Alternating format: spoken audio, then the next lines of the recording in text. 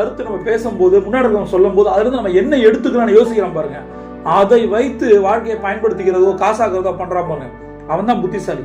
அடுத்தது, எப்ப இவனோ இவளோ நமக்கு தகுதியானவங்க இல்ல, இவங்க சரியானவங்க இல்லைன்னு நினைக்கிறோமோ அப்போ அவங்க போயிட்டாங்களோ அவங்களால அஃபெக்ட் ஆகாம இருக்கான் பாருங்க, அதுதான் மெச்சூரிட்டி.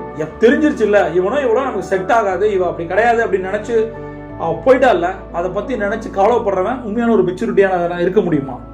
அடுத்தது, பணத்தை நேரத்தை வேஸ்ட் பண்ணாத மனுஷன் உண்மையான மெச்சூர்டான மனுஷன் நான் நினைக்கிறேன். இது நான் சொல்வேன், ட்ரீம் கார்னு ஒன்று இருக்கு, ஆக்சுவல் கார்னு ப்ராக்டிக்கல் கார்னு ஒன்று இருக்குன்னு நான் சொல்வேன். ட்ரீம் கார் எல்லாருக்குமே கனவுகள் இருக்கும், பட் அதை வாங்கி குவிச்சிட முடியாது. ப்ராக்டிக்கல் கார்னு ஒன்று இருக்கு. இப்போ ஒரு ட்ரெயினில் ஒருத்தர் கேட்டார் என்கிட்ட, நீங்க ட்ரீம் பத்தி பேசுறீங்க, விஷுவலைஸ் பத்தி பேசுறீங்க, ஆனா இது தேவையான யோசிங்கன்னு சொல்லிட்டு ஃபினான்ஸ் ட்ரெயினிங் சொல்றீங்க, இது ரெண்டுத்துக்கும் டிஃபரன்ஸ் இருக்கா அப்படின்னா உண்மையாலுமே இருக்கு. என்ன தெரியுமா, உங்களோட கனவுகள் எது வேணா